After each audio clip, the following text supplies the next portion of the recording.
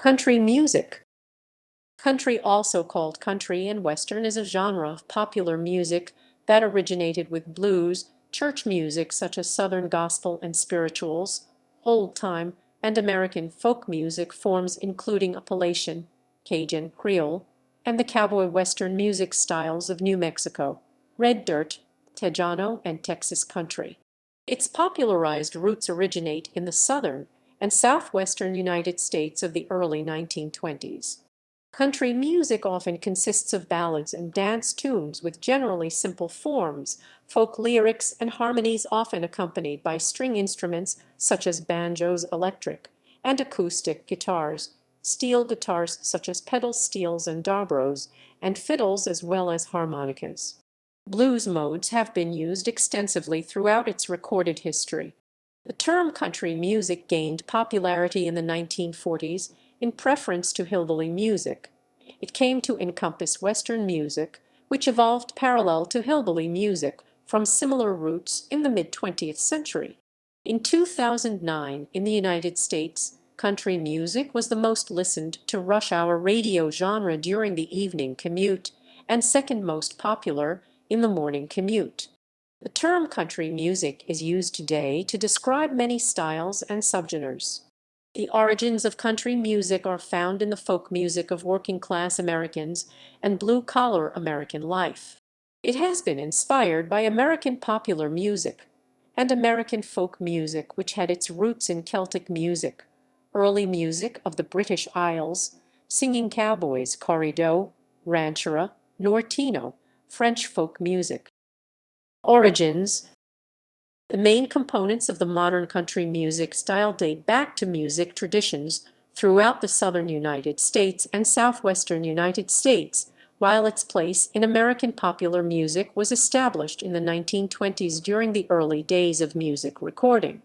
Country music was introduced to the world as a southern phenomenon.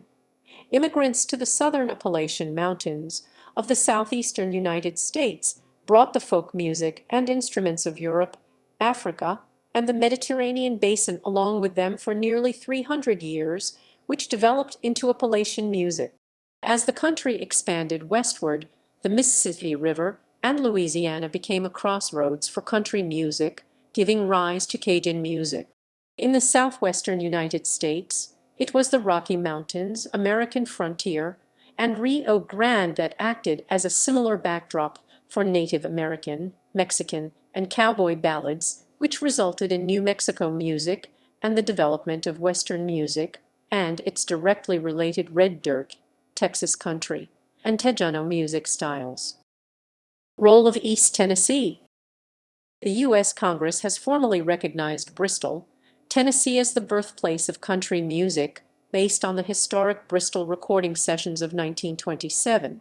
Since 2014, the city has been home to the Birthplace of Country Music Museum. Historians have also noted the influence of the less-known Johnson City Sessions of 1928 and 1929, and the Knoxville Sessions of 1929 and 1930. In addition, the Mountain City Fiddlers Convention, held in 1925, helped to inspire modern country music. Before these, pioneer settlers in the Great Smoky Mountains region had developed a rich musical heritage. Generations. The first generation emerged in the 1920s, with Atlanta's music scene playing a major role in launching country's earliest recording artists. James Gideon Gid Tanner (1885–1960) was an American old-time fiddler and one of the earliest stars of what would come to be known as country music. His band, the Skillet Lickers, was one of the most innovative and influential string bands of the 1920s and 1930s. Its most notable members were Clayton McMitchin fiddle and vocal, Dan Hornsby vocals, Riley Puckett guitar and vocal, and Robert Lee Sweat guitar.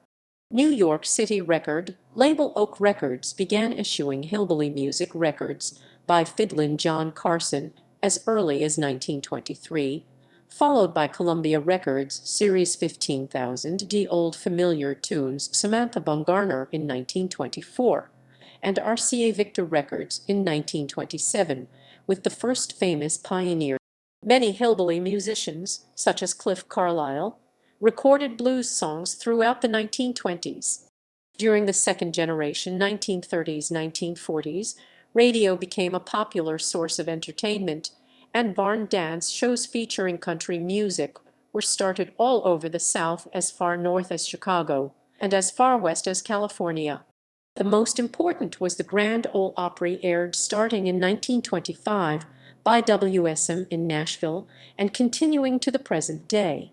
During the 1930s and 1940s, cowboy songs or Western music, which had been recorded since the 1920s, were popularized by films made in Hollywood, many featuring the king of the singing cowboys, Gene Autry.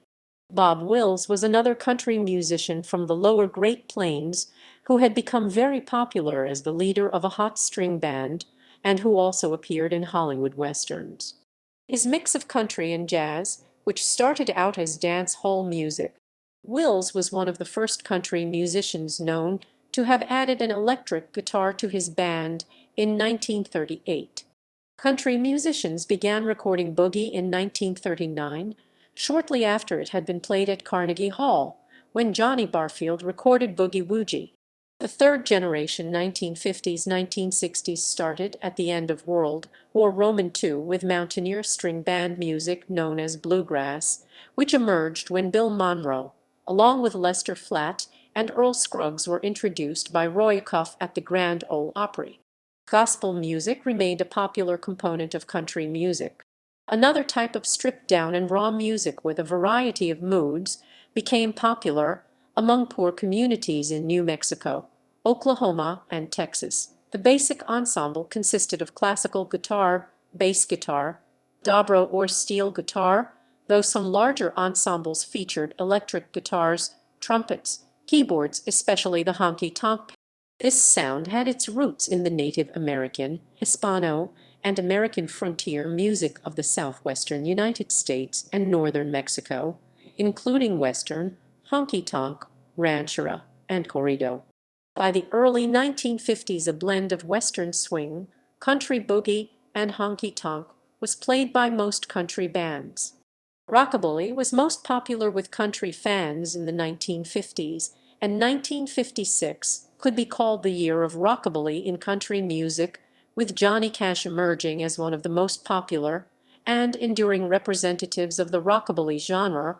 Rockabilly was also a starting point for eventual rock and roll superstar Elvis Presley, who would return beginning in the mid-1950s and reaching its peak during the early 1960s. The Nashville Sound turned country music into a multimillion-dollar industry centered in Nashville, Tennessee. Patsy Cline and Jim Reeves were two of the most broadly popular Nashville Sound artists, and their deaths in separate plane crashes in the early 19. Starting in the early 1950s, and during the mid-1960s, Western singer-songwriters such as Michael Martin Murphey and Marty Robbins rose in prominence, as did others throughout Western music traditions, like New Mexico music's Al Hurricane. The late 1960s in American music produced a unique blend as a result of traditionalist backlash within separate genres. In the aftermath of the British invasion, many desired a return to the old values of rock and roll. At the same time, there was a lack of enthusiasm in the country sector for Nashville-produced music. What resulted was a crossbred genre known as country rock. Fourth generation 1970s, 1980s music included outlaw country with roots in the Bakersfield Sound and country pop with roots in the Countrypolitan, folk music, and soft rock. Between 1972 and 1975, singer-slash-guitarist John Denver released a series of hugely successful songs blending country and folk rock musical styles.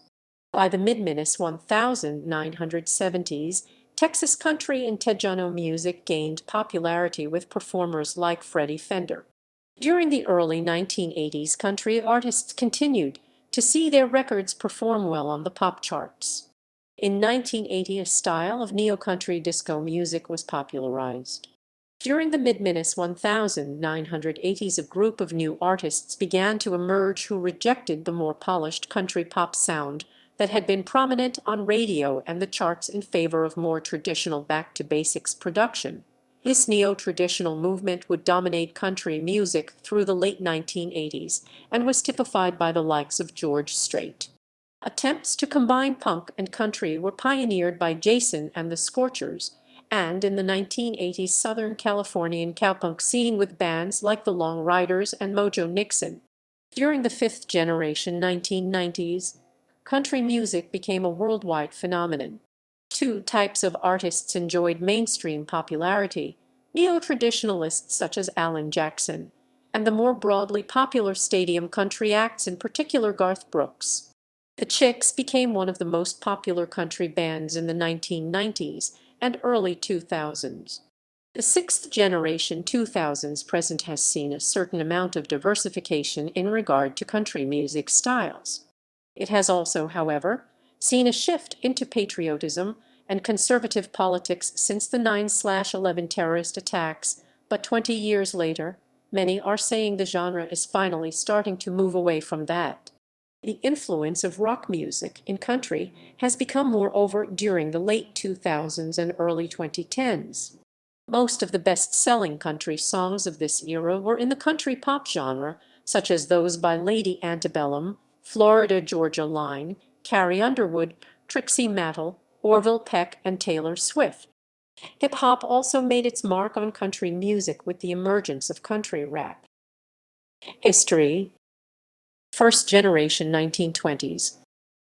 The first commercial recordings of what was considered instrumental music in the traditional country style were Arkansas Traveler and Turkey in the Straw by fiddlers Henry Gilliland and A.C. Eck Robertson on June 30, 1922, for Victor Records and released in April 1923.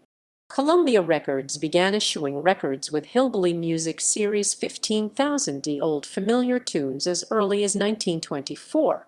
The first commercial recording of what is widely considered to be the first country song featuring vocals and lyrics was Fiddlin' John Carson with Little Log Cabin in the Lane for Oak Records on June 14, 1923. Vernon Dalhart was the first country singer to have a nationwide hit in May 1924 with Wreck of the Old 97. The flip side of the record was Lonesome Road Blues, which also became very popular. In April 1924, and Samantha Bumgarner and Eva Davis became the first female musicians to record and release country songs. Many hillbilly musicians, such as Cliff Carlisle, recorded blues songs throughout the decade and into the 1930s. Other important early recording artists were Riley Puckett, Don Richardson, Fiddlin' John Carson, Uncle Dave Mackin, Al Hopkins, Ernest V. Stoneman, Blind Alfred Reed, Charlie Poole and the North Carolina Ramblers and the Skillet Lickers. The steel guitar entered country music as early as 1922, when Jimmy Tarleton met famed Hawaiian guitarist Frank Furrer on the West Coast. Jimmy Rogers and the Carter family are widely considered to be important early country musicians. From Scott County, Virginia, the Carters had learned sight reading of hymnals and sheet music using solfege. Their songs were first captured at a historic recording session in Bristol, Tennessee, on August 1, 1927, where Ralph Peer was the talent scout and sound recordist. A scene in the movie Oh Brother, Where Art Thou? Depicts a similar occurrence in the same time frame. Rogers fused hillbilly country, gospel, jazz, blues, pop, cowboy, and folk, and many of his best songs were his compositions, including Blue Yodel, which sold over 1 million records and established Rogers as the premier singer of early country music. Beginning in 1927, and for the next 17 years, the Carters recorded some 300 old-time ballads, traditional tunes, country songs, and gospel hymns, all representative of America's southeastern folklore and heritage. Second generation 1930s-1940s. Record sales declined during the Great Depression, but radio became a popular source of entertainment, and barn dance shows featuring country music were started by radio stations all over the South, as far north as Chicago and as far west as California. The most important was the Grand Ole Opry, aired starting in 1925 by WSM in Nashville and continuing to the present day. Some of the early stars on the Opry were Uncle Dave Mackin, Roy Acuff, and African-American harmonica player DeFord Bailey. WSM 50,000-watt signal in 1934 could often be heard across the country. Many musicians performed and recorded songs in any number of styles. Moon Mullican, for example, played Western swing but also recorded songs that can be called rockabilly. Between 1947 and 1949, country crooner Eddie Arnold placed 8 songs in the top 10. From 1945 to 1955, Jenny Lou Carson was one of the most prolific songwriters in country music, singing cowboys and Western swing.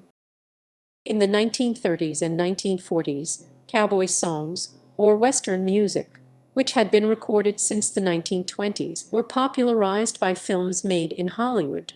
Some of the popular singing cowboys from the era were Gene Autry, the Sons of the Pioneers, and Roy Rogers. Country music and Western music were frequently played together on the same radio stations, hence the term country and Western music, despite country and Western being two distinct genres. Cowgirls contributed to the sound in various family groups. Patsy Montana opened the door for female artists with her history-making song "I Want to Be a Cowboy's Sweetheart." This would begin a movement toward opportunities for women to have successful solo careers.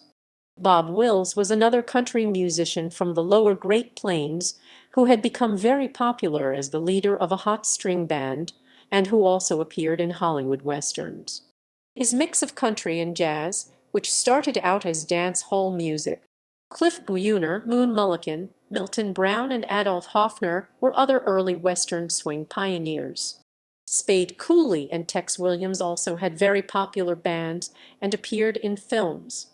At its height, Western swing rivaled the popularity of big band swing music. Changing instrumentation. Drums were scorned by early country musicians as being too loud and not pure, but by 1935 Western swing big band leader Bob Wills had added drums to the Texas Playboys. In the mid-1940s, the Grand Ole Opry did not want the Playboys drummer to appear on stage. Although drums were commonly used by rockabilly groups by 1955, the less conservative than the Grand Ole Opry Louisiana Hayride kept its infrequently used drummer backstage as late as 1956. By the early 1960s, however, it was rare for a country band not to have a drummer. Bob Wills was one of the first country musicians known to have added an electric guitar to his band in 1938. A decade later, 1948, Arthur Smith achieved top 10 U.S. country chart success with his MGM Records recording of Guitar Boogie, which crossed over to the U.S. pop chart, introducing many people to the potential of the electric guitar. For several decades, Nashville session players preferred the warm tones of the Gibson and Gretsch archtop electrics, but a hot Fender style, using guitars which became available beginning in the early 1950s, eventually prevailed as the signature guitar sound of country. Hillbilly Boogie. Country musicians began recording boogie in 1939, shortly after it had been played at Carnegie Hall, when Johnny Barfield recorded Boogie Woogie. The trickle of what was initially called Hillbilly Boogie or Okie Boogie, later to be renamed Country Boogie, became a flood beginning in late 1945.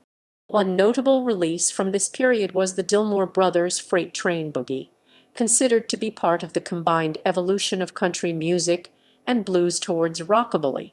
In 1948, Arthur Guitar Boogie Smith achieved top 10 U.S. country chart success with his MGM Records recordings of Guitar Boogie and Banjo Boogie, with the former crossing over to the U.S. pop charts.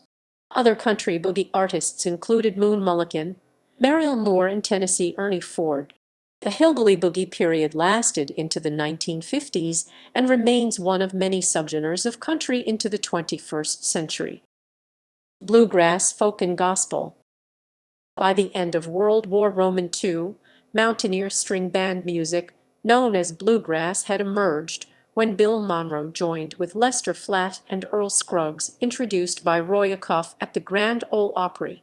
That was the ordination of bluegrass music, and how Bill Monroe came to be known as the father of bluegrass. Gospel music, too, remained a popular component of bluegrass and other sorts of country music. Red Foley, the biggest country star following World War II, had one of the first million-selling gospel hits, Peace in the Valley, and also sang boogie, blues, and rockabilly. In the post-war period, country music was called folk in the trades, and hillbilly within the industry. In 1944, Billboard replaced the term hillbilly with folk songs and blues, and switched to country, or the mistaken term country and western, in 1949. Honky tonk, another type of stripped-down and raw music with a variety of moods and a basic ensemble of guitar, bass, dobro or steel guitar, and later drums, became popular, especially among rural residents in the three states of Tex-Mex, those being Texas, Oklahoma, and New Mexico. It became known as honky tonk and had its roots in Western swing and the ranchera music of Mexico and the border states, particularly New Mexico and Texas, together with the blues of the American South. Bob Wills and his Texas Playboys personified this music, which has been described as a little bit of this and a little bit of that, a little bit of black and a little bit of white, just loud enough to keep you from thinking too much and to go right on ordering the whiskey. East Texan Al Dexter had a hit with honky tonk blues, and 7 years later Pistol Packin' Mama. These honky tonk songs, associated barrooms, were performed by the likes of Ernest Tubb, Kitty Wells, the first major female country solo singer, Ted Daffin, Floyd Tillman, and the Maddox brothers, and Rose, Lefty Frizzell, and Hank Williams would later be called traditional country. Williams' influence in particular would prove to be enormous, inspiring many of the pioneers of rock and roll, such as Elvis Presley and Jerry Lee Lewis, as well as Chuck Berry and Ike Turner, while providing a framework for emerging honky-tonk talents like George Jones. Webb Pierce was the top charting country artist of the 1950s, with 13 of his singles spending 113 weeks at number 1. He charted 48 singles during the decade. 31 reached the top 10, and 26 reached the top 4. Third generation 1950s, 1960s. Following in the footsteps of Gene Autry, by the early 1950s, a blend of Western swing, country boogie, and honky tonk was played by most country bands. Western music, influenced by the cowboy ballads, New Mexico, Texas country, and Tejano music rhythms of the southwestern United States and northern Mexico, reached its peak in popularity in the late 1950s. Western music's influence would continue to grow within the country music sphere. Western musicians like Michael Martin Murphey, New Mexico music artists Al Hurricane and Anthony Apodaca, Tejano music performer Little Joe, and even folk revivalist John Denver, all first rose to prominence during this time. This Western music influence largely kept the music of the folk revival and folk rock from influencing the country music genre much, despite the similarity in instrumentation and origins. See, for instance, the Bayad's negative reception during their appearance on the Grand Ole Opry. The main concern was largely political. Most folk revival was largely driven by progressive activists, a stark contrast to the culturally conservative audiences of country music. Only a handful of folk artists, such as Burl Ives and Canadian musician Gordon Lightfoot, would cross over into country music after the folk revival died out. During the mid-1950s, a new style of country music became popular, eventually to be referred to as rockabilly. In 1953, the first all-country radio station was established in Lubbock, Texas. The music of the 1960s and 1970s targeted the American working class, and truckers in particular. As country radio became more popular, trucking songs like the 1963 hit song 6 Days on the Road by Dave Dudley began to make up their own subgenre of country. These revamped songs sought to portray American truckers as a new folk hero, marking a significant shift in sound from earlier country music. The song was written by actual truckers and contained numerous references to the trucker culture of the time, like ICC for Interstate Commerce Commission and Little White Pills as a reference to amphetamines. Star Records in Nashville followed up on Dudley's initial success with the release of Give Me 40 Acres by the Willis Brothers. Rockabilly. Rockabilly was most popular with country fans in the 1950s. One of the first rock and roll superstars was former Western yodeler Bill Haley, who repurposed his Four Aces of Western Swing into a rockabilly band in the early 1950s and renamed it the Comets. Bill Haley and his Comets are credited with two of the first successful rock and roll records, Crazy Man, Crazy of 1953, and Rock Around the Clock in 1954. 1956 could be called the year of rockabilly in country music. Rockabilly was an early form of rock and roll, an upbeat combination of blues and country music. The number 2, 3, and 4 songs on Billboard's charts for that year were Elvis Presley, Heartbreak Hotel, Johnny Cash, I Walk the Line, and Carl Perkins, Blue Suede Shoes Thumper Jones. George Jones, Cash, and Presley placed songs in the top 5 in 1958 with No. 3 Guess Things Happen, That Way / Come In Stranger by Cash. Presley acknowledged the influence of rhythm and blues artists and his style. Within a few years, many rockabilly musicians returned to a more mainstream style or had defined their own unique style. Country music gained national television exposure through Ozark Jubilee on ABC TV and radio from 1955 to 1960 from Springfield, Missouri. The program showcased top stars, including several rockabilly artists, some from the Ozarks. As Webb Pierce put it in 1956, once upon a time, it was almost impossible to sell country music in a place like New York City. Nowadays, television takes us everywhere, and country music records and sheet music sell as well in large cities as anywhere else. The late 1950s saw the emergence of Buddy Holly, but by the end of the decade, backlash as well as traditional artists such as Ray Price, Marty Robbins, and Johnny Horton began to shift the industry away from the rock and roll influences of the mid-1950s.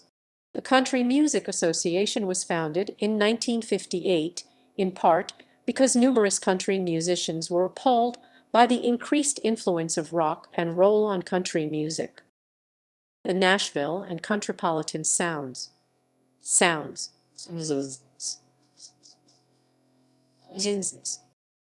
Beginning in the mid-1950s and reaching its peak during the early 1960s, the Nashville Sound turned country music into a multimillion-dollar industry centered in Nashville, Tennessee. Under the direction of producers such as Chet Atkins, Bill Porter, Paul Cohen, Owen Bradley, Bob Ferguson, and later Billy Sherrill, the Sound brought country music to a diverse audience and helped revive country as it emerged from a commercially fallow period. This subgenre was notable for borrowing from 1950s pop stylings, a prominent and smooth vocal, backed by a string section violins, and other orchestral strings and vocal chorus. Instrumental soloing was emphasized in favor of trademark licks. Leading artists in this genre included Jim Reeves, Skeeter Davis, Connie Smith, the Browns, Patsy Cline, and Eddie Arnold. The slip-note piano style of session musician Floyd Kramer was an important component of this style. The Nashville Sound collapsed in mainstream popularity in 1964, a victim of both the British invasion and the deaths of Reeves and Cline in separate airplane crashes. By the mid-1960s, the genre had developed into Countrypolitan. Countrypolitan was aimed straight at mainstream markets, and it sold well throughout the later 1960s into the early 1970s. Top artists included Tammy Wynette, Lynn Anderson, and Charlie Rich, as well as such former hard country artists as Ray Price and Marty Robbins. Despite the appeal of the Nashville Sound, many traditional country artists emerged during this period and dominated the genre. Loretta Lynn, Merle Haggard, Buck Owens, Porter Wagoner, George Jones, and Sonny James among them. Country soul crossover.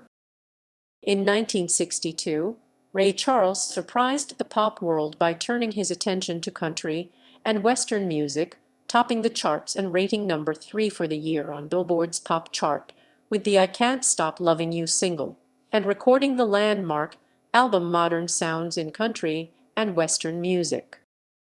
Bakersfield Sound. Another subgenre of country music grew out of hardcore honky tonk with elements of Western swing and originated 112 miles 180 km north, influenced by one-time West Coast residents Bob Wills and Lefty Frizzell. By 1966, it was known as the Bakersfield Sound. It relied on electric instruments and amplification, in particular the Telecaster electric guitar, more than other subgenres of the country music of the era, and it can be described as having a sharp, hard, driving, no-frills, edgy flavor hard guitars and honky-tonk harmonies. Leading practitioners of this style were Buck Owens, Merle Haggard, Tommy Collins, Gary Allan, and Wyn Stewart, each of whom had his own style. Ken Nelson, who had produced Owens and Haggard, and Rose Maddox became interested in the trucking song subgenre following the success of 6 Days on the Road and asked Red Simpson to record an album of trucking songs. Haggard's White Line Fever was also part of the trucking subgenre. Western music merges with country. The country music scene of the 1940s until the 1970s was largely dominated by Western music influences, so much so that the genre began to be called country and Western.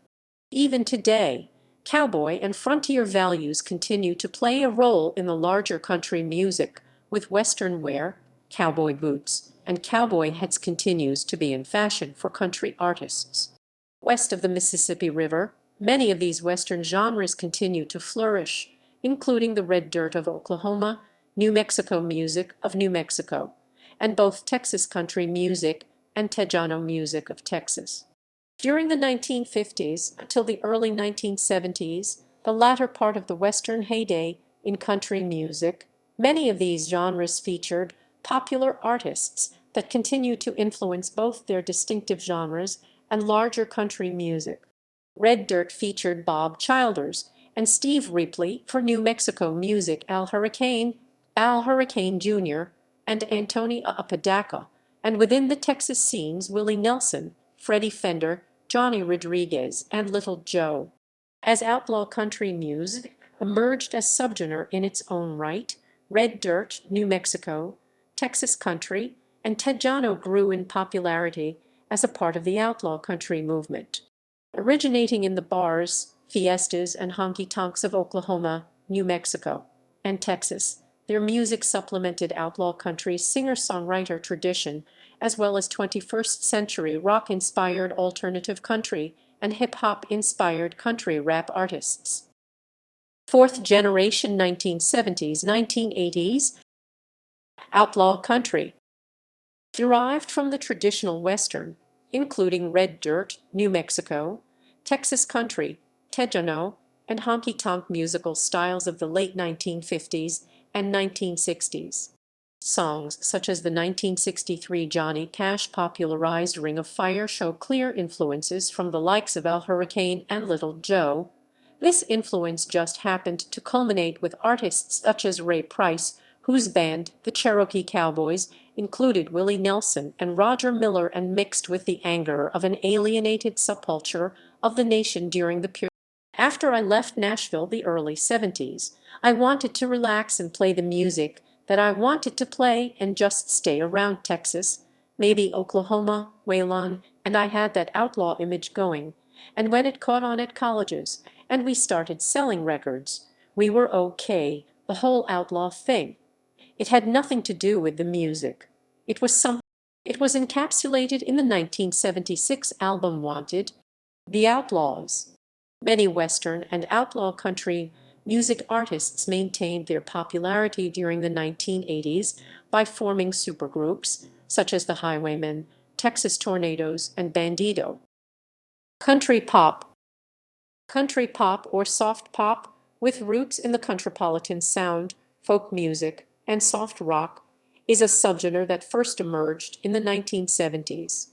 Although the term first referred to country music, songs, and artists that crossed over to top 40 radio, country pop acts are now more likely to cross over to adult contemporary music. It started with pop music singers like Glenn Campbell, Bobby Gentry, John Denver, Olivia Newton-John, and Murray B.J. Thomas, the Bellamy Brothers, and Linda Ronstadt having hits on the country charts. Between 1972 and 1975, singer-slash-guitarist John Denver released a series of hugely successful songs blending country and folk rock musical styles: Rocky Mountain High, Sunshine on My Shoulders, Annie's Song, Thank God, I'm a Country Boy, and I'm Sorry, and was named Country Music Entertainer of the year before.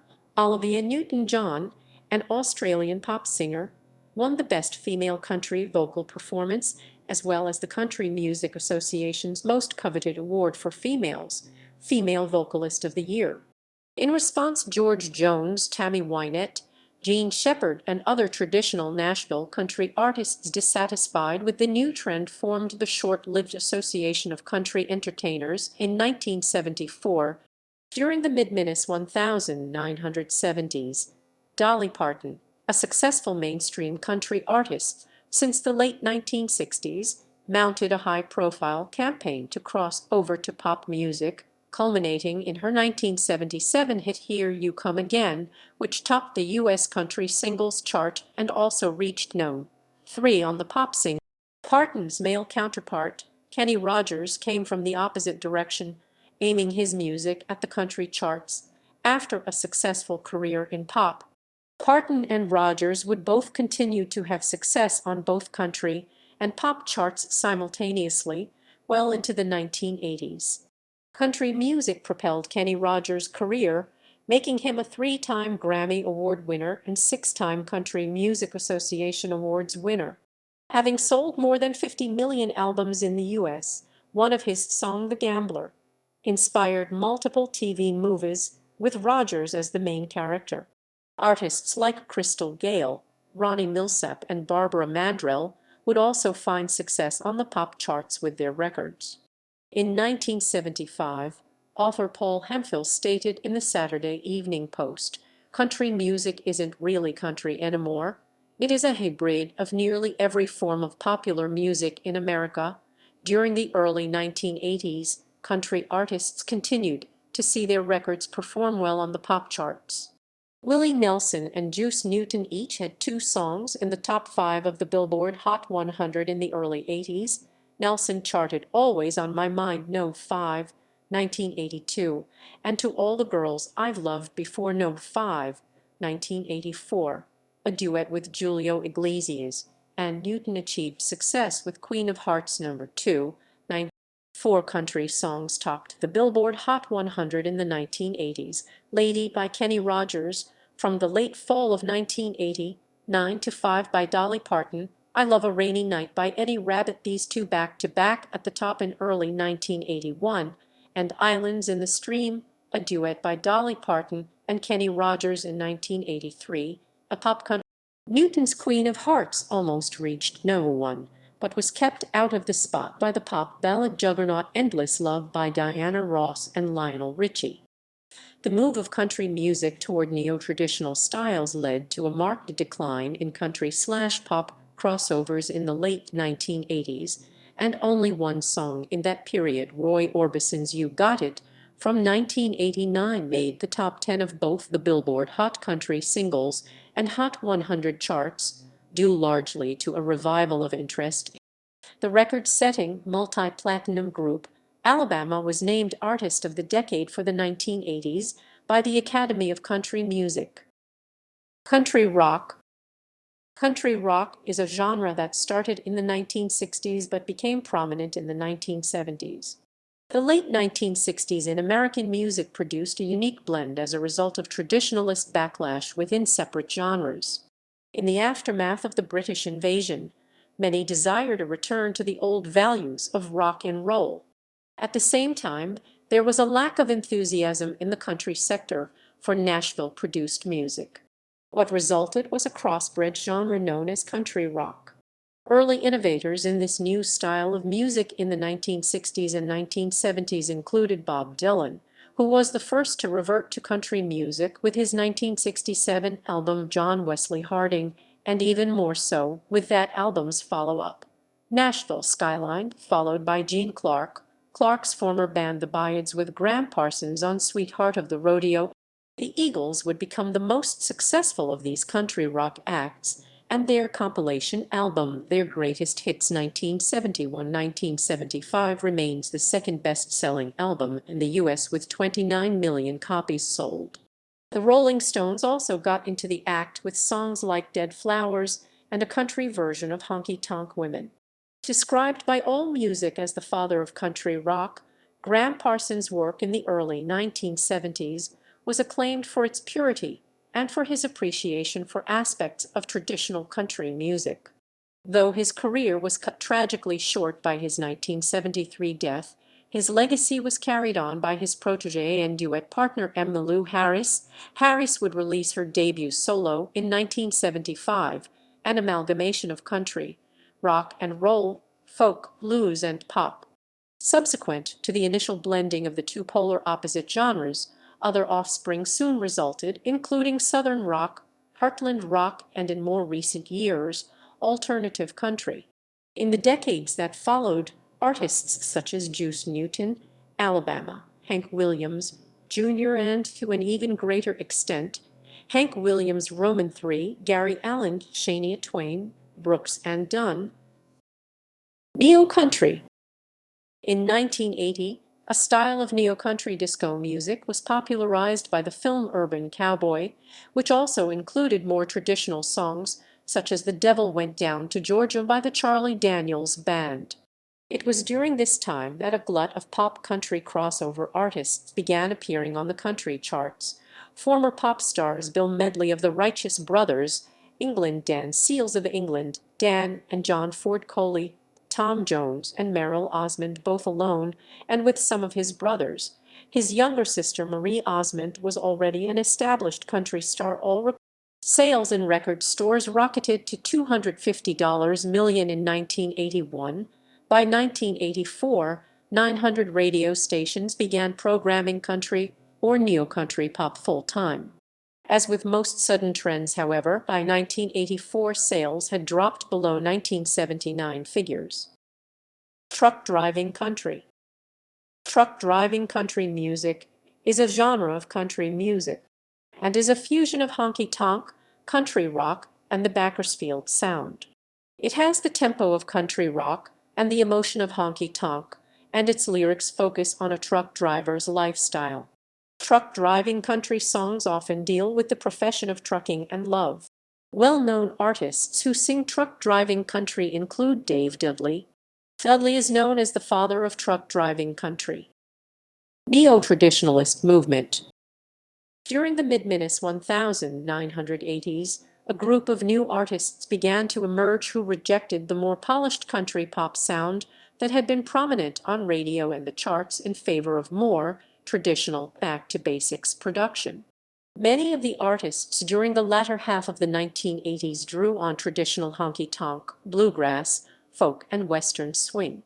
Artists who typified this sound included Travis Tritt, Rebbe McEntire, George Strait, Keith Whitley, Alan Jackson, John Anderson, Patti Loveless, Kathy Mattea, Randy Travis, Dwight Yoakam, Clint Black, Ricky Skaggs, and the Judds. Beginning in 1989, a confluence of events brought an unprecedented commercial boom to country music. New marketing strategies were used to engage fans, powered by technology that more accurately tracked the popularity of country music, and boosted by a political and economic climate that focused attention on the genre. Garth Brooks' Friends in Low Places in particular attracted fans with his fusion of neo-traditionalist country and stadium rock.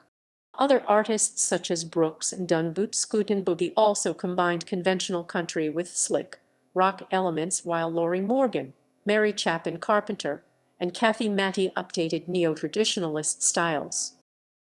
Fifth generation 1990s.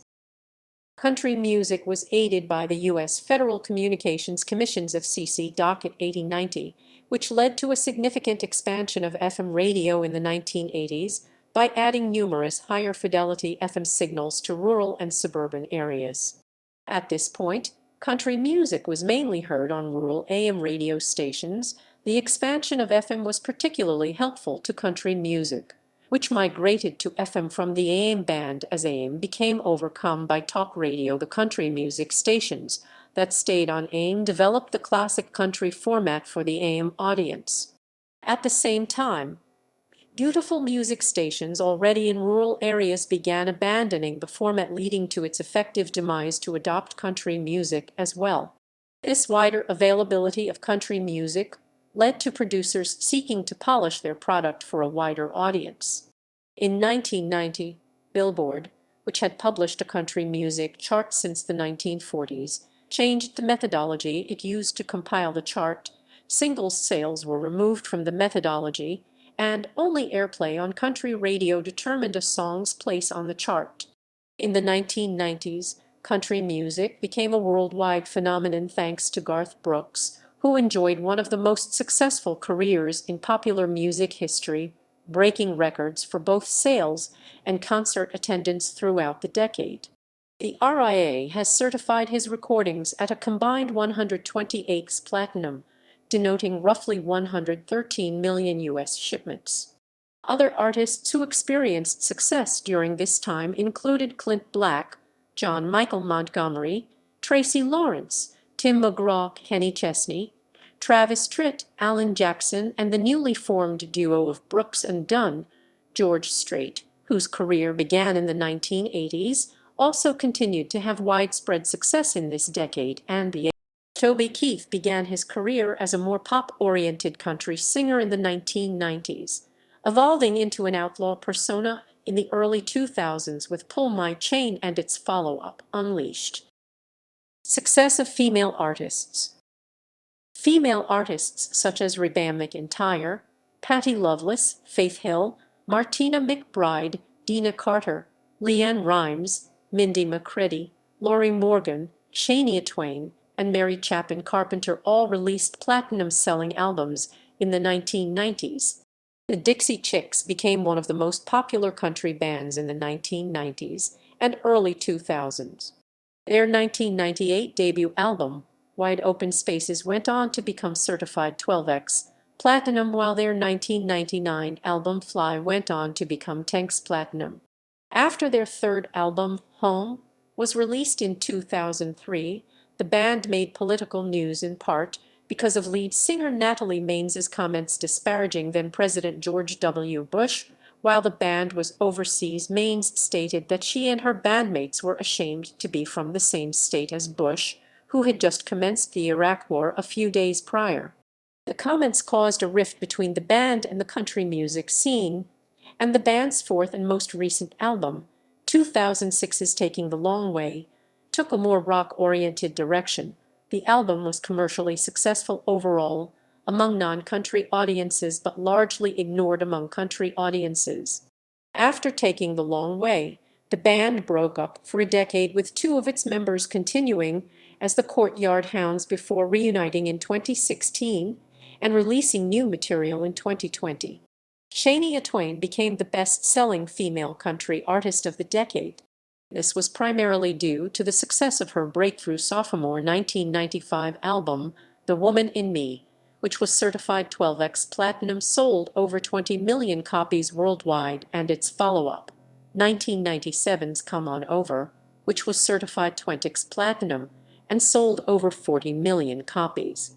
The album became a major worldwide phenomenon and became one of the world's best-selling albums of 1998. 1999, and 2000. It also went on to become the best-selling country album of all time. Unlike the majority of her contemporaries, Twain enjoyed large international success that had been seen by very few country artists before or after her. Critics have noted that Twain enjoyed much of her success due to breaking free of traditional country stereotypes and for incorporating elements of rock and pop into her music. In 2002, She released her successful fourth studio album, titled Up, which was certified 11x platinum and sold over 15 million copies worldwide. Shania Twain has been nominated 18 times for Grammy Awards and won 5 Grammys. She was the best paid country music star in 2016 according to Forbes, with a net worth of $27.05 million. Twain has been credited with breaking international boundaries for country music, as well as inspiring many country artists to incorporate different genres into their music in order to attract a wider audience. She is also credited with changing the way in which many female country performers would market themselves, as unlike many before her she used fashion and her sex appeal to get rid of the stereotypical honky tonk image the majority of country singers had in order to distinguish herself from many female country artists of the time. Line dancing revival. Alternative country. Country influences combined with punk rock and alternative rock to forge the cowpunk scene in Southern California during the 1980s, which included bands such as the Long Riders, Lone Justice, and the Beat Farmers, as well as the established punk group X, whose music had begun to include country and rockabilly influences. Simultaneously, a generation of diverse country artists outside of California emerged that rejected the perceived cultural and musical conservatism associated with Nashville's mainstream country musicians in favor of more counterculture. Gram Parsons and Bob Dylan. Artists from outside California who were associated with early alternative country included singer-songwriters such as Lucinda Williams, Lyle Lovett, and Steve Earle, the Nashville country rock band Jason, and the Scorchers, the Providence cowboy pop band Rubber Rodeo, and the British post-punk band The Meccans. Earle, in particular, was noted for his popularity with both country and college rock audiences. He promoted his 1986 debut album, Guitar Town, with a tour that saw him open for both country singer Dwight Yoakam and alternative rock band The Replacements. Yoakam also cultivated a fanbase spanning multiple genres through his stripped-down honky tonk-influenced sound, association with the cowpunk scene, and performances at Los Angeles punk rock clubs. These early styles had coalesced into a genre by the time the Illinois group Uncle Tupelo released their influential debut album No Depression in 1990. The album is widely credited as being the first alternative country album and inspired the name of No Depression magazine, which exclusively covered the new genre. Following Uncle Tupelo's disbanding in 1994, its members formed two significant bands in genre, Wilco and Sunvault. Although Wilco's sound had moved away from country and towards indie rock by the time they released their critically acclaimed album Yankee Hotel Foxtrot in 2002, they have continued to be an influence on later alt-country artists. Other acts who became prominent in the alt-country genre during the 1990s and 2000s included the Bottle Rockets, the Handsome Family, Blue Mountain, Robbie Fulks, Blood Oranges, Bright Eyes, Drive-By Truckers, Old 97s, Old Crow Medicine Show, Nickel Creek, Nico Case, and Whiskeytown, whose lead singer rock alt-country in various iterations overlapped with other genres, including red dirt country music, cross-Canadian ragweed, jam bands My Morning Jacket and the String Cheese Incident, and indie folk the Avett Brothers. Despite the genre's growing popularity in the 1980s, 90s, and 2000s, alternative country and neo-traditionalist artists saw minimal support from country radio in those decades, despite strong sales and critical acclaim for albums such as the soundtrack to the 2000 film Oh Brother, Where Art Thou? In 1987, The Beat Farm. In the 2010s, the alt-country genre saw an increase in its critical and commercial popularity owing to the success of artists such as the Civil War's Chris Stapleton, Sturgill Simpson, Jason Isbell, Lydia Lovelace, and Margot Price. In 2019, Casey Musgraves, a country artist who had gained a following with indie rock fans and music critics despite minimal airplay on country radio, won the Grammy Award for Album of the Year for her album Golden Hour. Sixth generation 2000s present.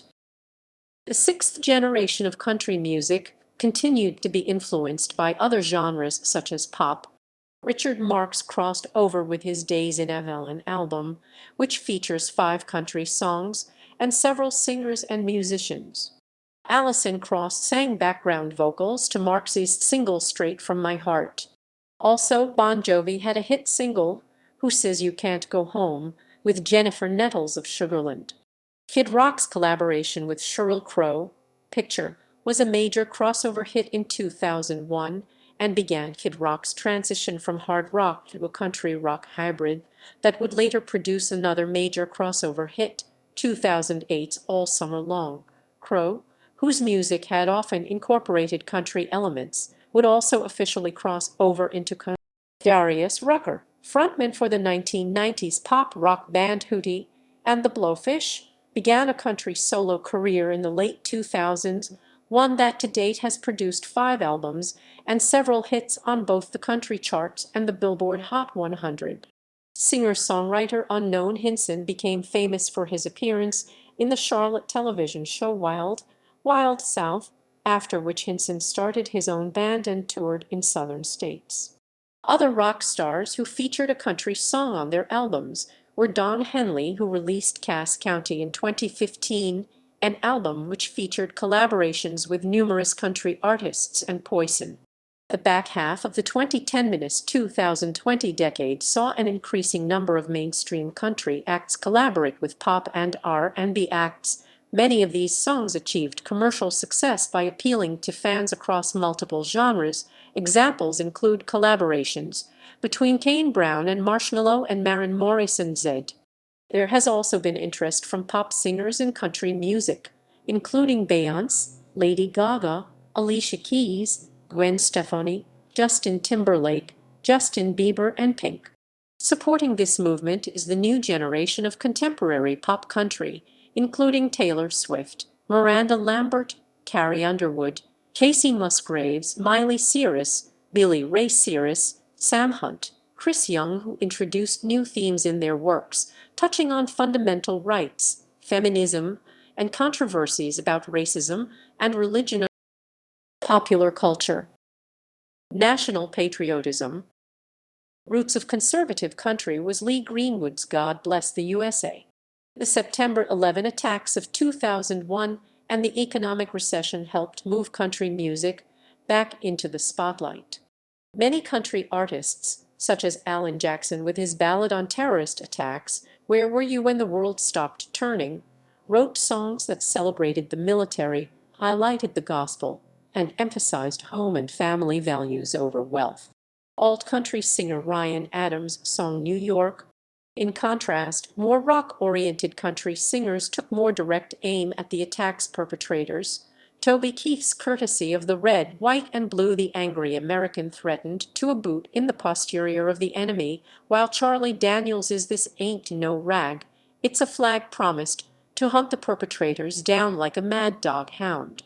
These songs gained such recognition that it put country music back into popular culture. Darryl Worley recorded Have You Forgotten also. Influence of rock music.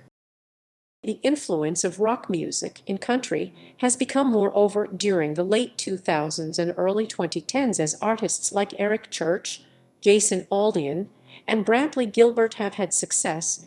Aaron Lewis, former frontman for the rock group Stained, had a moderately successful entry into country music in 2011 and 2012, as did Dallas Smith. Roots country. Bro country. In the early 2010s, bro country, a genre noted primarily for its themes on drinking and partying girls and pickup trucks, became particularly popular. Notable artists associated with this genre are Luke Bryan, Jason Aldean, Blake Shelton, Jake Owen, and Florida Georgia Line, whose song Cruise became the best-selling country song of all time.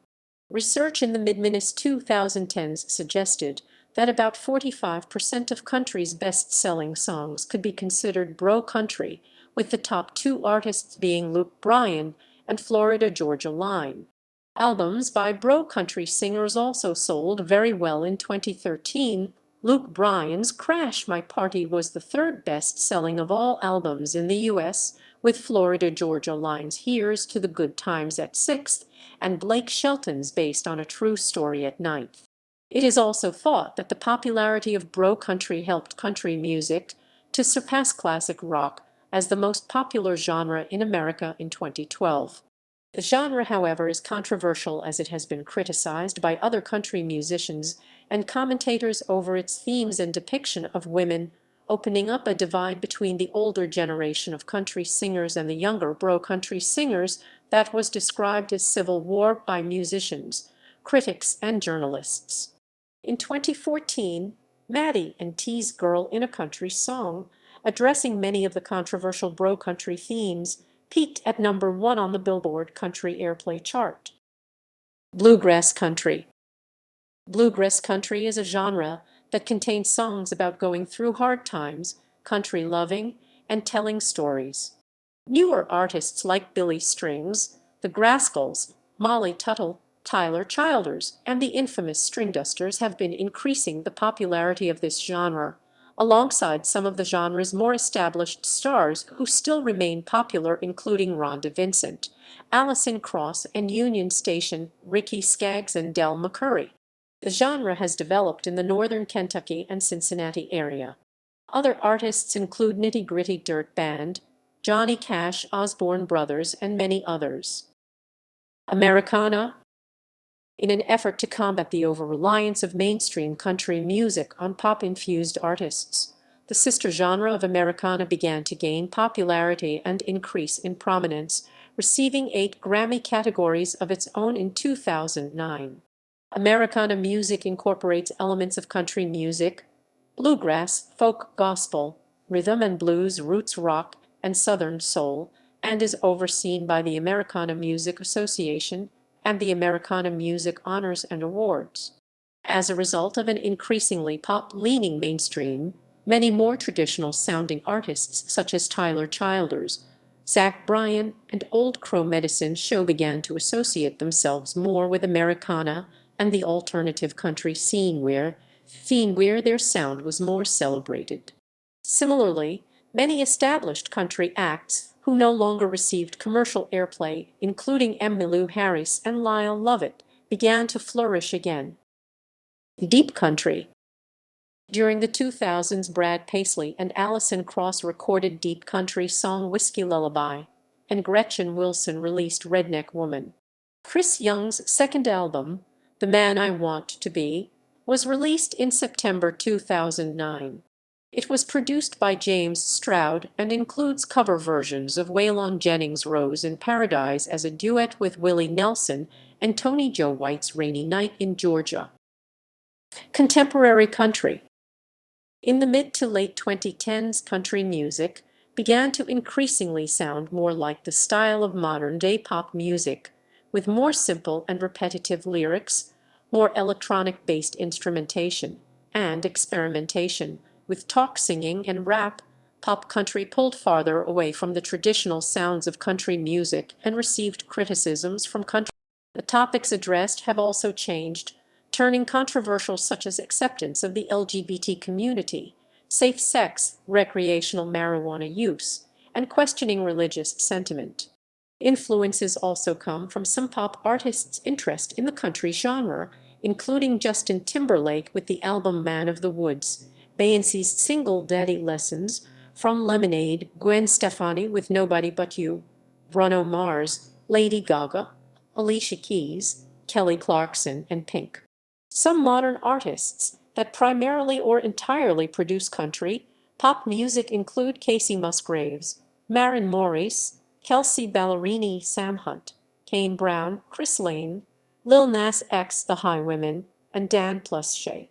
The singers who are part of this country movement are also defined as Nashville's new generation of country. Although the changes made by the new generation, it has been recognized by major music awards associations and successes in Billboard and international charts. Golden Hour by Casey Musgraves won Album of the Year at 61st Annual Grammy Awards, Academy of Country Music Awards, Country Music Association Awards. Although it has received widespread criticism from the more traditionalist public. Lil Nas X's song Old Town Road spent 19 weeks atop the U.S. Billboard Hot 100 chart, becoming the longest-running #1 song since the chart debuted in 1958, winning Billboard Music Awards, MTV Video Music Awards and Grammy Award. Sam Hunt Leave the Night on peaked concurrently on the Hot Country Songs and Country Airplay charts, making Hunt the first country artist in 22 years, since Billy Ray Cyrus, to reach the top of 3 country charts simultaneously in the Nielsen SoundScan era. Maren Morris' success collaboration The Middle with EDM producer Zedd is considered one of the representations of the fusion of electro-pop with country music. International. Australia. Australian country music has a long tradition.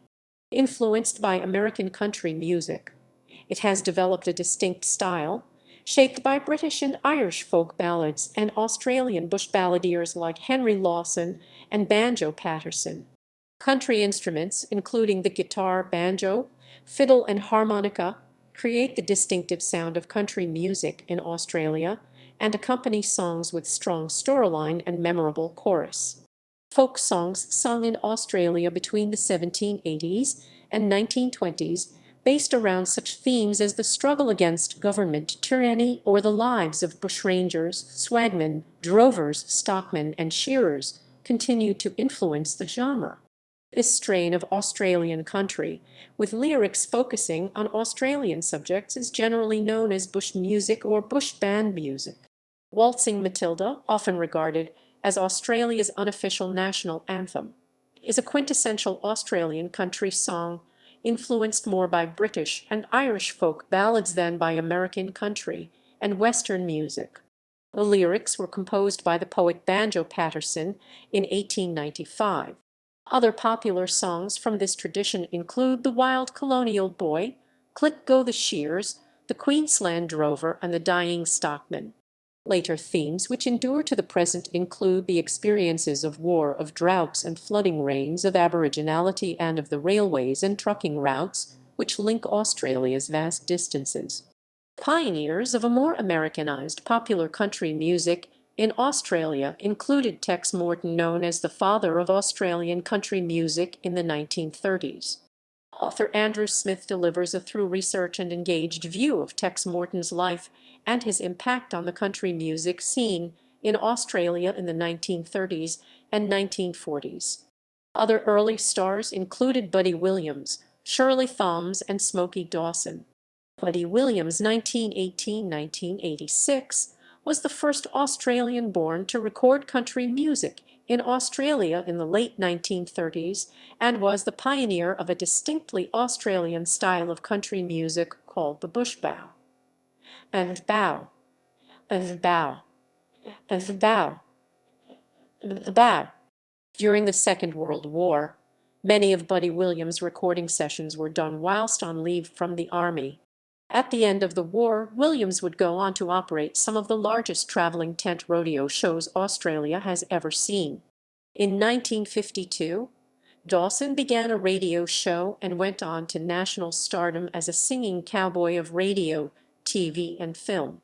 Slim Dusty, 1927–2003, was known as the king of Australian country music and helped to popularize the Australian bush ballad. His successful career spanned almost 6 decades, and his 1957 hit "A Pub with No Beer" was the biggest-selling record by an Australian to that time, and with over 7 million record sales in Australia, he is the most successful artist in Australian musical history. Dusty recorded and released his 100th album in the year 2000 and was given the honor of singing Waltzing Matilda in the closing ceremony of the Sydney 2000 Olympic Games. Dusty's wife, Joy McKean, penned several of his most popular songs. Ched Morgan, who began recording in the 1950s, has represented a vaudeville style of comic Australian country.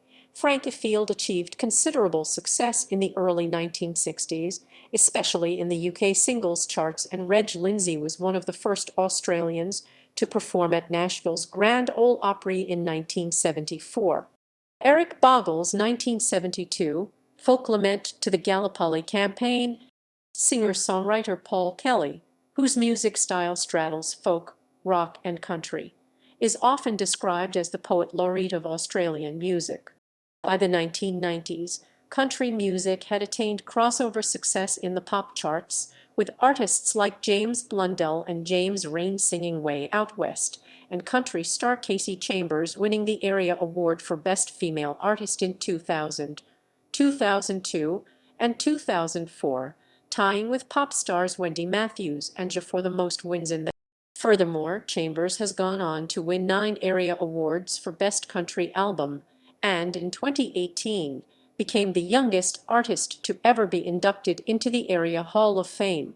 The crossover influence of Australian country is also evident in the music of successful contemporary bands the Waifs and the John Butler Trio. Nick Cave has been heavily influenced by the country artist Johnny Cash. In 2000, Cash covered Cave's The Mercy Seat on the album American Roman 3, Solitary Man, seemingly repaying Cave for the compliment he paid by covering Cash's, the singer originally the folk singer, on his Kicking Against the Pricks album. Subsequently, Cave cut a duet with Cash on a version of Hank Williams' I'm So Lonesome, Could Cry for Cash's American Roman 4, The Man Comes Around album 2002. Popular contemporary performers of Australian country music include John Williamson, who wrote the iconic True Blue, Lee Kernaghan, whose hits include Boys from the Bush and the Outback Club, Gina Jeffries, Forever Road, and Sarah Storer. In the United States, Olivia Newton-John, Sherry Austin, and Keith Urban have attained great success. During her time as a country singer in the 1970s, Newton-John became the first and to date only non-American winner of the Country Music Association Award for Female Vocalist of the Year, which many considered a controversial decision by the CMA after starring in the rock and roll musical film Grease in 1978, Newton-John mirroring the character she played in the film. Urban is arguably considered the most successful international Australian country star, winning 9 CMA awards, including 3 Male Vocalist of the Year wins and 2 wins of the CMA Top Honor Entertainer of the Year. Pop star Kylie Minogue found success with her 2018 country pop album Golden, which she recorded in Nashville, reaching #1 in Scotland, the UK, and her native Australia. Country music has been a particularly popular form of musical expression among Indigenous Australians. Troy Cassar-Daley is among Australia's successful contemporary Indigenous performers, and Kev Carmody and Archie Roach employ a combination of folk rock and country music to sing about Aboriginal rights issues. The Tamworth Country Music Festival began in 1973 and now attracts up to 100,000 visitors annually.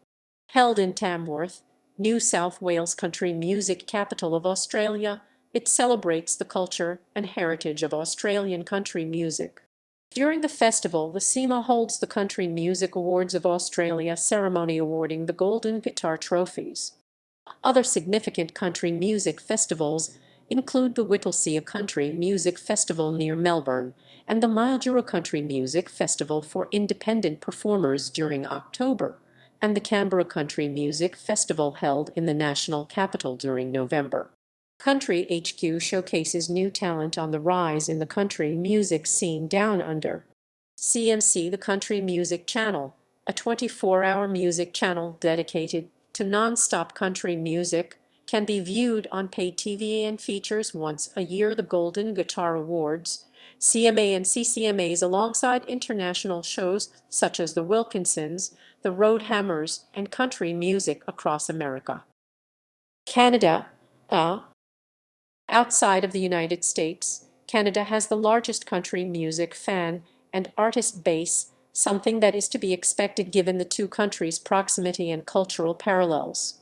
Mainstream country music is culturally ingrained in the Prairie Provinces, the British Columbia interior, Ontario, and in Atlantic Canada. Celtic traditional music developed in Atlantic Canada, in the form of Scottish, Acadian, and Irish folk music popular amongst Irish, French, and Scottish immigrants to Canada's Atlantic provinces Newfoundland, Nova Scotia, New Brunswick, and Prince Edward Island. Like the southern United States and Appalachia, All four regions are of heavy British Isles stock and rural. As such, the development of traditional music in the Maritimes somewhat mirrored the development of country music in the U.S. South and Appalachia. Country and Western music never really developed separately in Canada, however.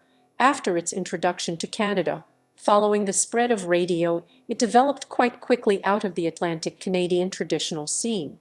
While true Atlantic Canadian traditional music is very Celtic or sea shanty in nature, even today the lines have often been blurred. Certain areas often are viewed as embracing one strain or the other more openly. For example, in Newfoundland the traditional music remains unique and Irish in nature, whereas traditional musicians in other parts of the region may play both genres interchangeably. Don Messer's Jubilee was a Halifax, Nova Scotia-based country/folk variety television show that was broadcast nationally from 1957 to 1969. In Canada, it outperformed the Ed Sullivan Show broadcast from the United States and became the top-rated television show throughout much of the 1960s. Don Messer's Jubilee followed a consistent format throughout its years, beginning with a tune named Going to the Barndance Tonight, followed by fiddle tunes by Messer, songs from some of his Islanders, including singers Mark Osborne and Charlie Chamberlain, the featured guest performance, and a closing hymn. It ended with Till We Meet Again. The guest performance slot gave national exposure to numerous Canadian folk musicians, including Stompin' Tom Connors and Catherine McKinnon. Some maritime country performers went on to further fame beyond Canada. Hank Snow, Wilf Carter, also known as Montana Slim, and Anne Murray are the three most notable. The cancellation of the show by the public broadcaster in 1969 caused a nationwide protest, including the raising of questions in the Parliament of Canada. The Prairie Provinces, due to their western cowboy and agrarian nature, are the true heartland of Canadian country music. While the prairies never developed a traditional music culture anything like the Maritimes, the folk music of the prairies often reflected the cultural origins of the settlers, who were a mix of Scottish, Ukrainian, German, and others. For these reasons, polkas and Western music were always popular in the region, and with the introduction of the radio, mainstream country music flourished. As the culture of the region is Western and frontier in nature, the specific genre of country and Western is more popular today in the prairies than in any other part of the country. No other area of the country embraces all aspects of the culture, from two-step dancing to the cowboy dress to rodeos to the music itself, like the prairies do. The Atlantic provinces, on the other hand, produce far more traditional musicians, but they are not usually specifically country in nature, usually bordering more on the folk or Celtic genres. Canadian country pop star Shania Twain is the best-selling female country artist of all time and one of the best-selling artists of all time in any genre. Furthermore, she is the only woman in history to have 3 consecutive albums be certified diamond. Mexico and Latin America. Country music artists from the United States have seen crossover appeal with Latin American audiences, particularly in Mexico. Especially artists from the southwestern United States in the genres of New Mexico music and Tejano Tex-Mex, which are popular throughout Latin America beyond their New Mexico and Texas audiences. Many country music artists from throughout the United States have recorded renditions of Mexican folk songs, including El Rey, which was performed on George Strait's Twang album and during El Hurricane's tribute concert. Even American Latin pop crossover musicians, like Lorenzo Antonio's Ranchera Jam, have combined Mexican staples Cielito Lindo and Tito Guizar's Ala and El Rancho Grande with country music classics Johnny Cash's Folsom Prison Blues and Hank Williams' Jambalaya in a New Mexico music style. During the 1970s, Tejano music singer-songwriter Freddie Fender had 2 #1 country music singles that were popular throughout North America, with Before the Next Teardrop Falls and Wasted Days and Wasted Nights. Songs inspired by Hispanic and Latin culture have long been performed by American country music artists, including Marty Robbins' El Paso Trilogy, The Willie Nelson and Merle Haggard song Pancho and Lefty, Toes by Zac Brown Band, and Sangria by Blake Shelton. Regional Mexican is a radio format featuring many of Mexico's versions of country music. It includes a number of different styles, usually named after their region of origin. One specific song style, the Kanchan Ranchera, or simply ranchera, literally meaning ranch song, found its origins in the Mexican countryside and was first popularized with mariachi. It has since also become popular with grupero, banda norteño, tierra caliente, durangs, and other regional Mexican styles. The corrido, a different song style with a similar history, is also performed in many different regional styles, and is most related to the Western style of the United States and Canada. Country and Espanol country in Spanish is also popular in Mexico. It became prominent in the northern regions of the country during the 1980s, and it most resembles neo-traditional country. Other song styles performed in regional Mexican music include ballads, cumbias, boleros, among others. In Brazil, there is música sertaneja, the most popular music genre in that country. It originated in the countryside of São Paulo state in the 1910s, before the development of American country music. In Argentina, on the last weekend of September, the yearly San Pedro Country Music Festival takes place in the town of San Pedro, Buenos Aires.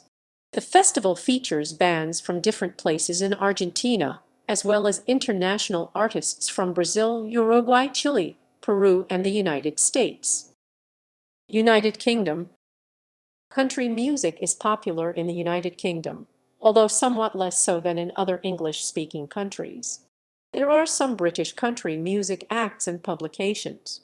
Although radio stations devoted to country are among the most popular in other Anglophone nations, none of the top 10 most listened to stations in the UK are country stations, and national broadcaster BBC Radio does not offer a full-time country station. BBC Radio 2 Country, a pop-up station, operated 4 days each year between 2015 and the BBC does offer a country show on BBC Radio 2 each week, hosted by Bob Harris.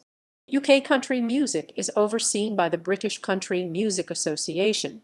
The most successful British country music act of the 21st century are Ward Thomas and the Shires.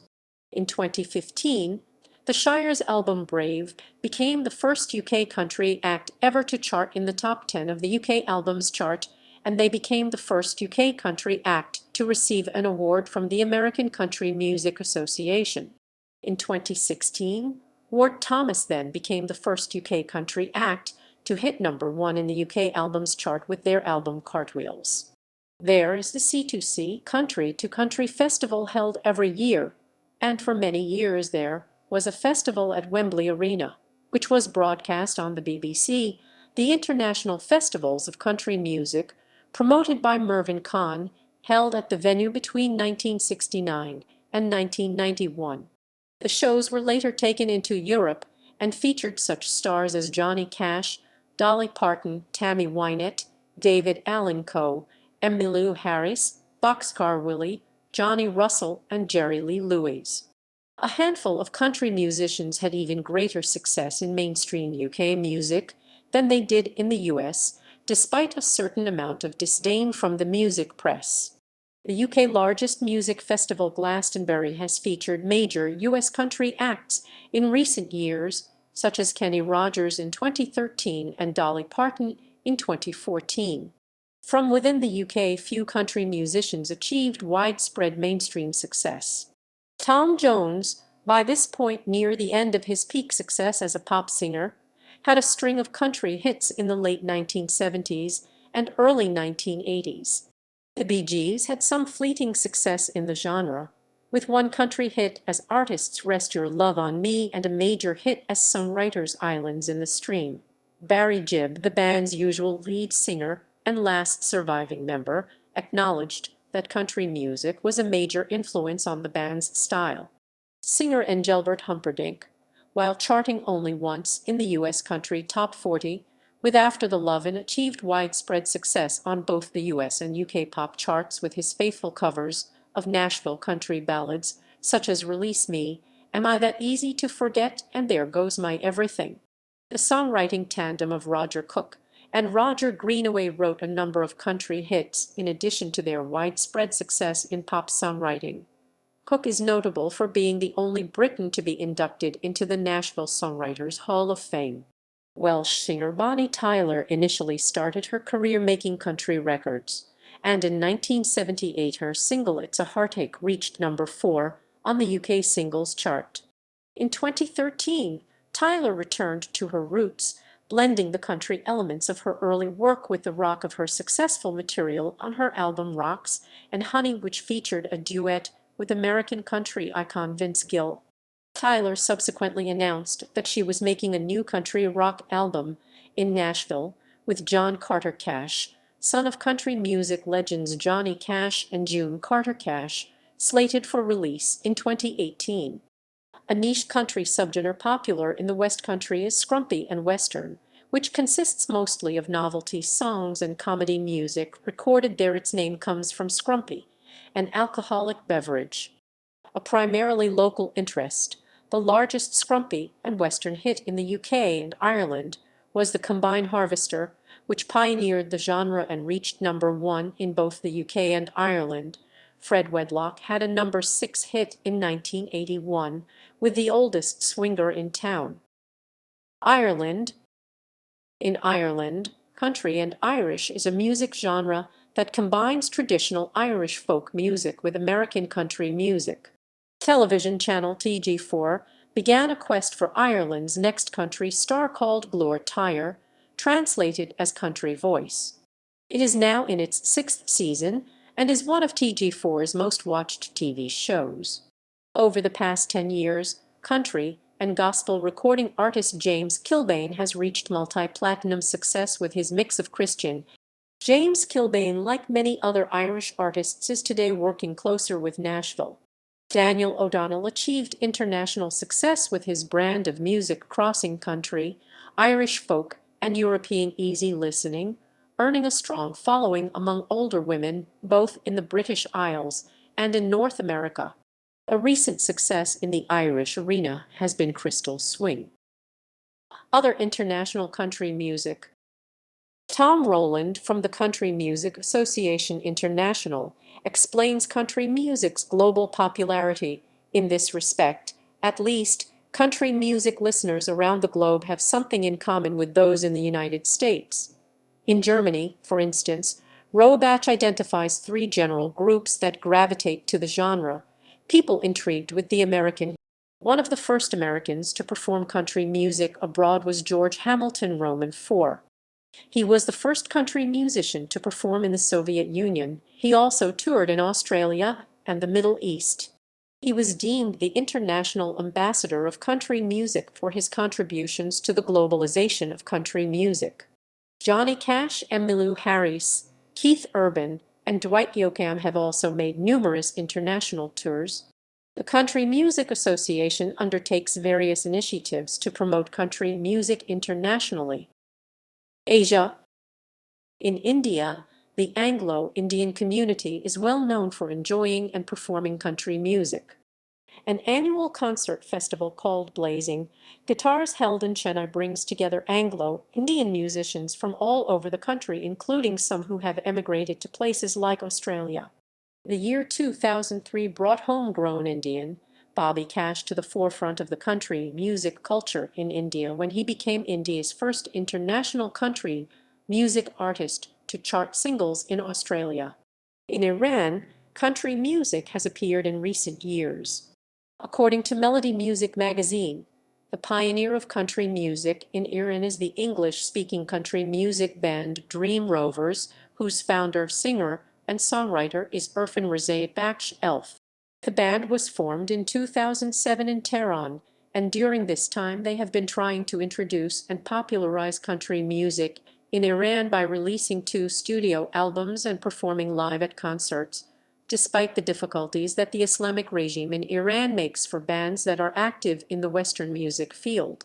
In Japan, electronic music producer DJ Yasutaka Nakata started to create a country folk style of music for model and entertainer Maito Natsume.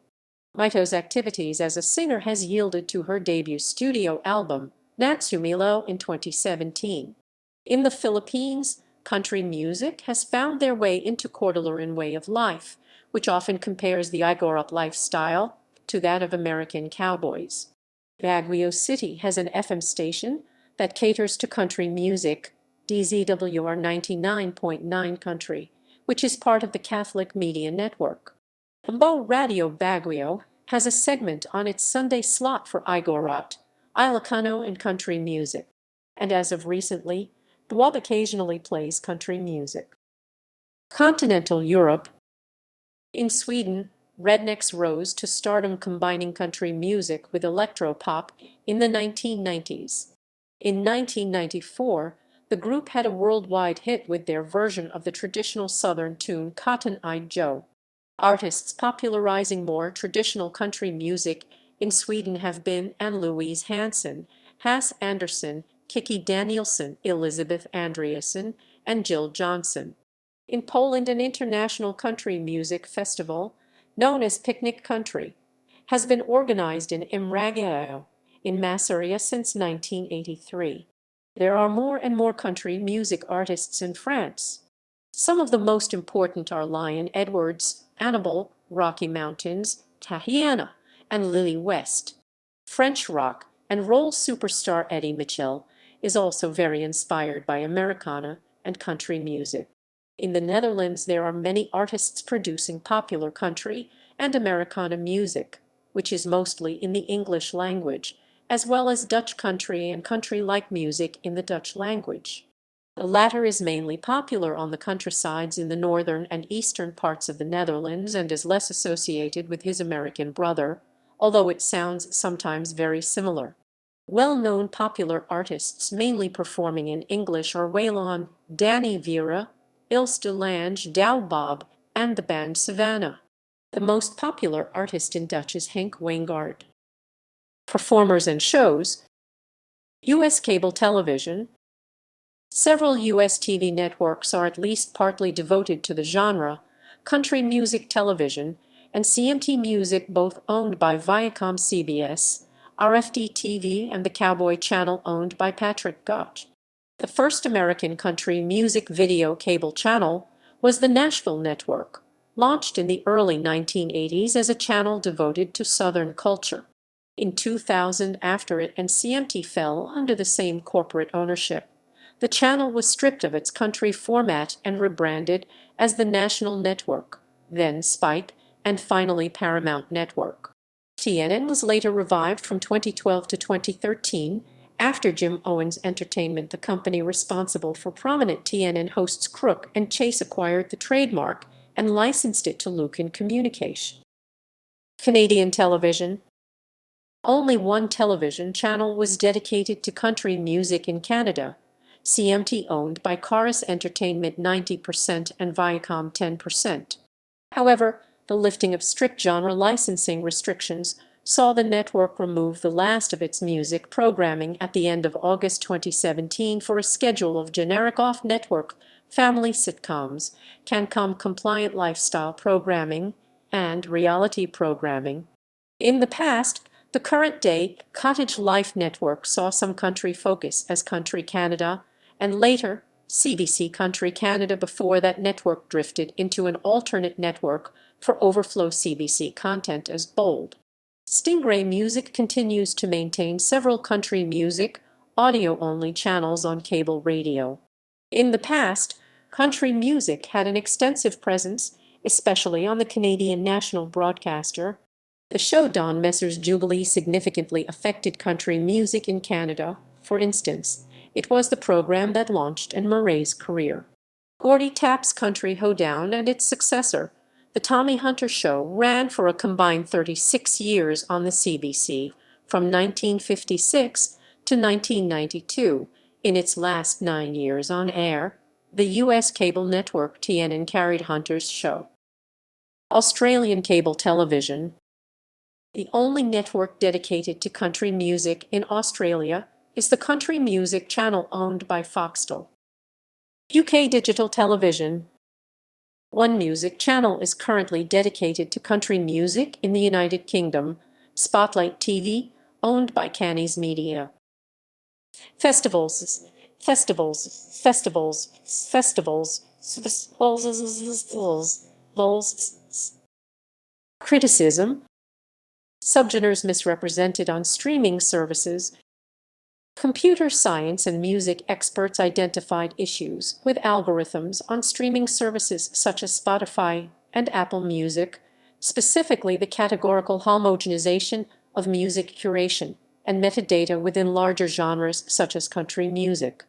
Musicians and songs from minority heritage styles such as Appalachian, Cajun, New Mexico, and Tejano music underperform on these platforms due to underrepresentation and miscategorization of these subgenres.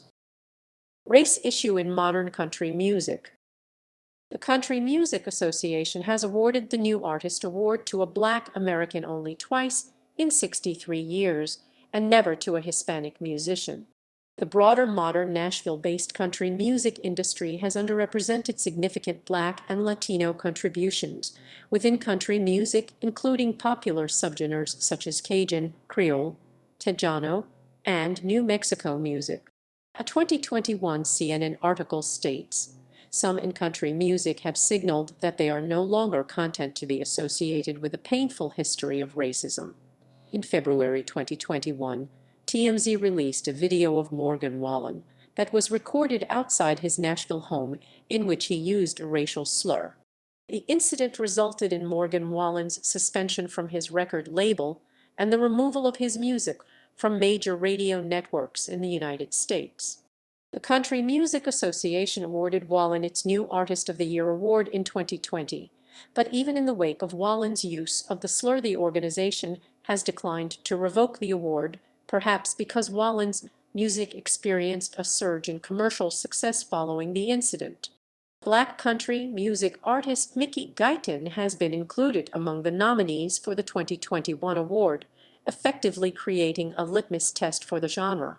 Guyton has expressed bewilderment that, despite substantial coverage by online platforms like Spotify and Apple Music, her music, like that of Valerie June, another Black musician who embraces aspects of country in her Appalachian and gospel-tinged work and who has been embraced by international music audiences, is still effectively ignored by American. Guyton's 2021 album Remember Her Name in part references the case of Black health care professional Breonna Taylor, who was murdered in her home by white police.